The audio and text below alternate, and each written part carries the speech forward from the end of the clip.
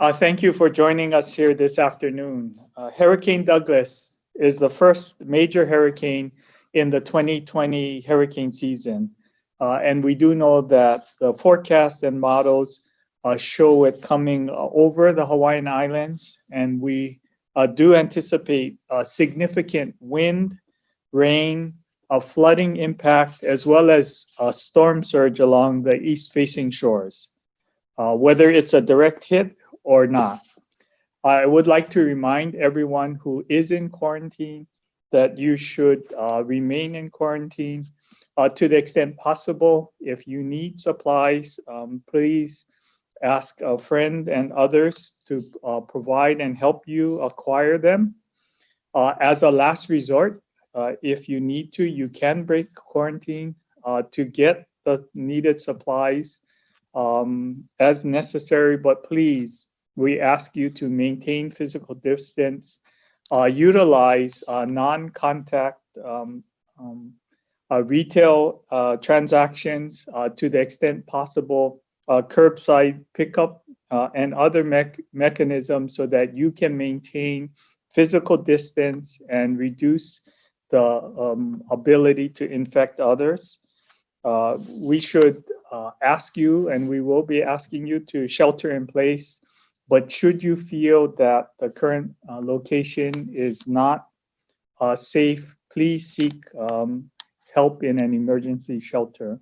Our next speaker is Luke Myers, Administrator, Hawaii Emergency Management Agency, HIEMA. Good afternoon. We urge the state of Hawaii residents and visitors to really know the hazards where they live, work, and play. Obviously, we're dealing with a number of situations with COVID-19 and with a hurricane approaching us. We know that things are going to get wet, things are going to blow, and things are going to slide. So knowing the hazards in your area is extremely important.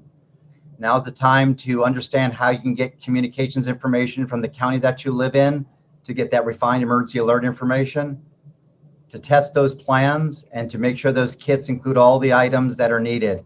Especially in this situation, we may experience some power outages, so having an all hazards radio is very important to get public information. Most importantly, we want all of you to take the time and really understand, do your neighbors need help, and other ways that you can support your community.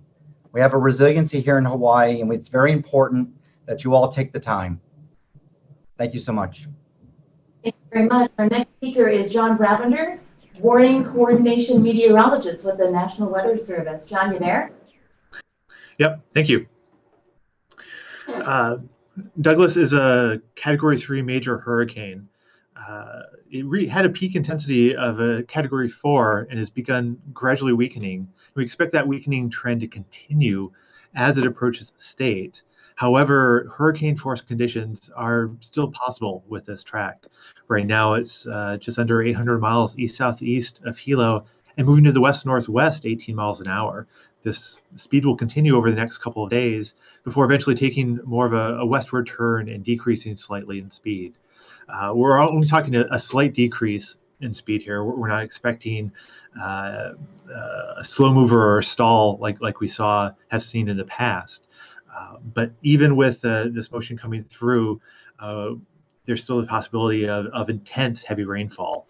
That significant amount of rain and also a significant rainfall rate. And as fast as the rain could come in, we could see flash flooding and landslide problems, life-threatening. Already beforehand, we could be seeing an increase in very large, damaging, destructive surf coming in across east and south-facing shores. And with that, with the approach of the tropical cyclone itself, a significant amount of wind and potential for damage from that. Right now, the track has it passing very close to Maui County, but 3 days out, our average air is over 100 miles. 2 days out is about 80 miles. Especially with an approach from this direction, a slight shift in track could bring worse conditions to any part of the state, really. So residents across the island chain should take the next 2 days to prepare. Weather is clear today and tomorrow, and conditions could start deteriorating by Saturday night. So take the next 2 days to do as everybody has mentioned on this call, and prepare and get ready for any impacts you might see from Douglas. FEMA's been in close communication with Hawaii Emergency Management Agency and Hawaii Governor as we monitor closely the track of Hurricane Douglas while preparing to support the state of Hawaii and all the counties. We've taken proactive actions prior to landfall to ensure life-saving and life-sustaining federal resources and teams are in place. In addition to the FEMA staff that's already in place for the COVID-19 response, FEMA Region 9's Incident Management Assistance Team, also known as IMAT, the Urban Search and Rescue Team, and additional support team with more than 50 personnel are deployed to Hawaii right now in support of Hurricane Douglas. FEMA liaison officers will also deploy to Hawaii, Honolulu, and Maui counties before Hurricane Douglas arrives. We have a FEMA distribution center on Oahu that has meals, waters, cots, blankets, emergency generators, tarps, and also plastic sheeting if needed. We are stationing generators, food and water in both Maui and Hawaii counties at this time. And as I mentioned, we've deployed the Urban Search and Rescue personnel, and they do have swift water rescue capabilities to both Maui and Hawaii counties. The U.S. Army Corps of Engineers, the Prime Power Battalion, already in Hawaii County for training purposes, is ready to support emergency power needs through the storm's landfall. We have a FEMA emergency communication team that's in place to assist responders at all levels of government with radio, satellite, and data communication needs if existing phone, internet, and cell services are disrupted. We continue to coordinate closely with other federal response partners, including the U.S. Coast Guard, the Environmental Protective Agency, the Departments of Agriculture, Defense, Energy, Transportation, U.S. Army Corps of Engineers, Health and Human Services, and other agencies to ensure federal support is comprehensive and coordinated. All Hawaii residents and visitors should follow closely all local emergency guidance. Now is the time to know where to go and what to take and how to safely shelter in place. Individuals should refresh their emergency supply kit with non-perishable food and water while respecting COVID safety measures. We encourage residents to check on all family members and neighbors who may need help finalizing preparation. State and local authorities always lead disaster response, and FEMA and federal responders are ready to help. Let's watch closely and take Hurricane Douglas danger seriously. Now is the time to finalize preparation, help each other, and stay safe from the hurricane. Hi, this is Nina from the Star Advertiser. I was just thinking of, in a worst case scenario type of situation, say there is an outbreak, a COVID outbreak at one or more of the shelters. Of course, I guess we'd need to know via testing, but say there was a confirmed case at one or more shelters at a time. Is there a plan in place for how to deal with that type of situation? Yes, we do have plans on what occurs should there be a COVID positive resident or person in any situation. The Department of Health does respond quickly. We identify others who may be exposed and close contact of the individual, and certainly would be working to isolate them as quickly as possible. The Department of Health also does have available hotel rooms for isolation. So should there be a COVID positive resident in a shelter, we would look to move them and separate them and isolate them as quickly as possible. Okay, great. I believe this is for Luke Myers, if not some other state official. But I was curious about any efforts that you guys have made to establish agreements with any of the hotels. I mean, I'm thinking Waikiki, but this could be statewide as well, particularly given the level of vacancy right now. And it doesn't look like anything is in place there, but I was just wondering if you could give maybe a status effort on any efforts to use those vacant rooms as shelter space for more physical distancing. Yeah, regarding the sheltering capacity and leveraging the vacant hotels, we do acknowledge, obviously, there's a capability there. We have had conversations with the counties and HTA and the governor's office and Incident Commander Hara on trying to leverage those capabilities. At this time, none of those have been formalized. We do have some specific agreements with the Department of Health through some of their existing contracts that we can leverage.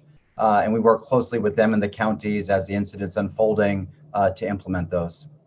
Thanks. Can you estimate how many people can be accommodated in smaller capacity shelters statewide, and what to do if the demand is higher than that capacity? Ashley, you would have to go to the county sites. They have calculated what the maximum capacity at each shelter would be. Obviously, it depends on the size of the facility. But if you go to the list of shelters and ask the counties, they should be able to give you the maximum capacity in each shelter. We don't have a total of all of the shelters that are available at this time. I think you've heard from Mayor Victorino and probably Mayor Caldwell would state the same thing. We know that in this COVID-19 environment, we need to identify additional shelters because of the reduced capacity in all of the previous shelters that we've used.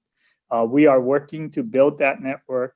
We are working with the Red Cross to expand the number of volunteers that we have because we know with the increase in the number of shelters that we would need additional volunteers as well. So both of those are works in progress. And you would have to go to each county to see the shelters identified and the capacities to be able to determine the actual total numbers that would be accommodated.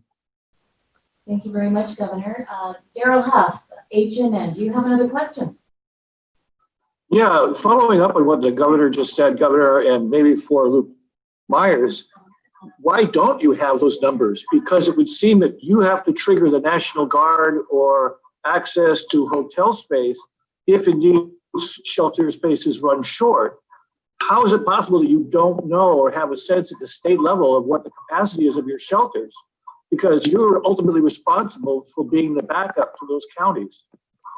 You know, certainly, Daryl, we are backup to the counties. The counties are closest to the emergency, and always the counties have responsibility for the emergency response. We are monitoring the actual track of the storm and anticipating based on the forecast about those areas that would be most impacted. You know, for example, the east-facing shores are the shores that are most at risk. And certainly we've taken action to close the parks and the shoreline access in those areas. We are working with the counties, and they are developing the list of shelters. We don't have all of them at this point in time. And we continue to anticipate what the impact of the storm would be in identifying the number of shelters that would be necessary. Clearly, we continue to work with the counties in each county to identify the shelters needed and the number of volunteers and the total capacity. But we don't have that total at this point in time. Okay, so to follow up, if I may, Governor, then do you have the capability through the National Guard to quickly seize properties such as hotels if you have a real rapidly developing emergency?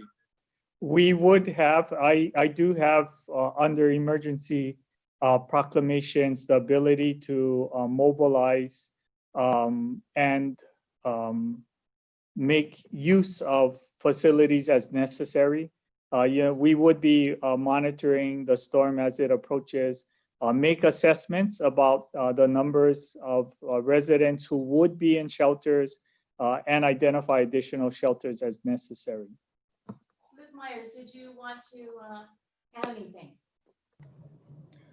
Yes, ma'am. As Governor Ige stated, sheltering is done at the county level. The state is in a support role. We have been working on a number of planning efforts with them to help coordinate and look at various impacts for different scenarios for each of our counties, depending on the strength of the storm. Obviously, we would want the residents to shelter in place, which is our primary message. And as a contingency, we look at those larger numbers as there were greater impacts. Jody, this is General. I'd like to add to that as well. Go ahead, General. So what Governor Ige talked about, he does have the power to, commandeer property. But in this case, we'd rather contract with the hotels and work with them as opposed to taking over. So I wanted to point that out. And then as we speak at 2:00 today, Hawaii Emergency Management Agency is leading a shelter meeting with the county. So we are coordinating with them.